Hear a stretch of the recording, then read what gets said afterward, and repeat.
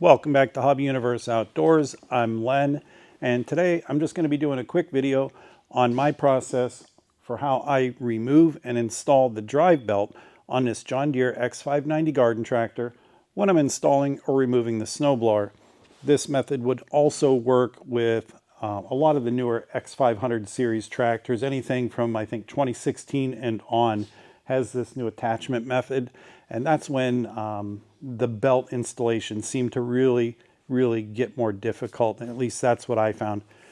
With anything like this, you're always going to want to refer to the owner's manual. That's the method you should use, whatever the manufacturer suggests.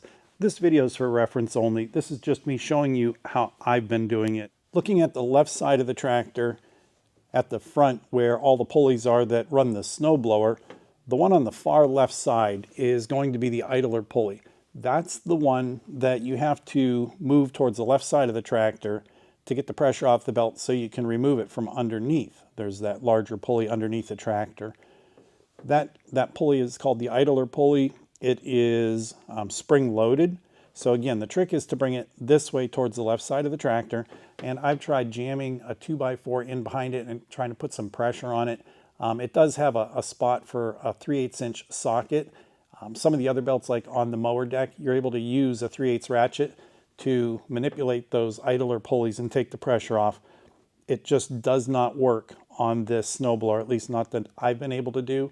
It's just been a complete struggle. It could be a two-person job, but I just don't see the sense in that. You shouldn't need a second person to simply remove the belt from a snowblower. What I've been doing is using a ratchet strap around the pulley. So I pass it underneath the bracket and underneath this bar around the pulley.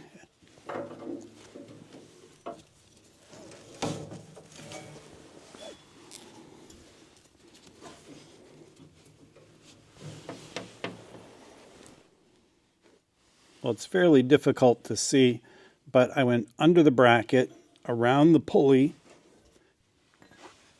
both ends of the ratchet strap come out the bottom. So with the ratchet strap around the pulley, I pass it down through the bottom underneath the bracket. This end I will bring back up and I'll hook it through the bracket, making sure that the hook is all the way in there. I don't want that coming loose. And then for the other end, I'm going to attach it to the front of the snowblower underneath that shoe. Pull it a little bit. One thing I made sure of before I really start ratcheting on this thing was to make sure that my strap from the ratchet strap is fully engaged with the pulley. I don't want it popping off partway through. I am all the way around the pulley. So now we're going to continue to tighten the ratchet strap. And you can see it's pulling the pulley to the left.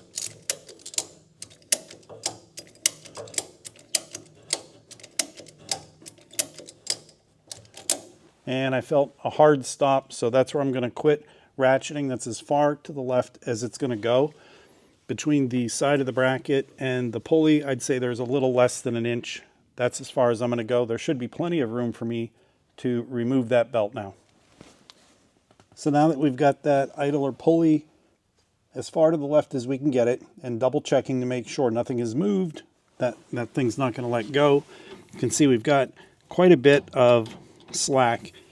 It's still not just going to fall right off. So what I do is I'll work the belt around by hand, but when I do this, you want to make sure that you never put your fingers where they could get caught between the belt and the pulley. So if for some reason the ratchet strap let go, or if something else happened where the pressure went back to the belt, you do not want to get your fingers stuck between those two.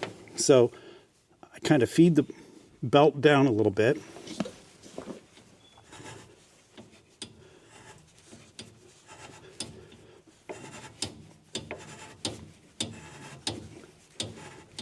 And once I have it below the edge of the pulley, I just continually turn the pulley and the belt comes right off. And the same is going to be true for putting it back on. Same process. We'll start it on the right side of the tractor. I put the belt up into the groove of the pulley. and I just start pulling it towards me, rotating that pulley little by little, again making sure you never put your fingers in harm's way.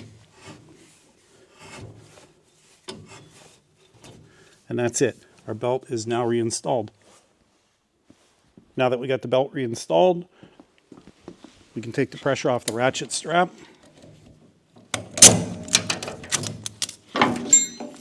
Remove it. And then one thing that's happened just about every time is the ratchet strap does work its way between the belt and the pulley.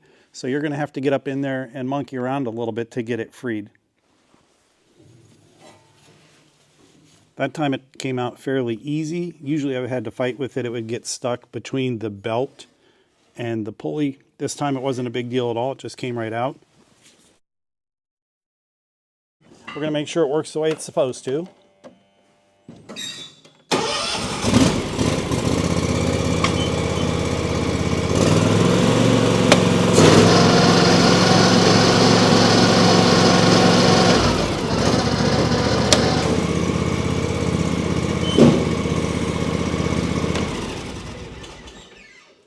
And now we're ready to go move some snow. Well, there you go. That is my method for removing and installing the drive belt when removing and installing the snowblower on the front of a John Deere X590 garden tractor. I hope you found this useful. If you're not already a subscriber and you enjoy content like this, make sure you hit that subscribe button. Thanks again for watching. Be safe and enjoy the rest of your day.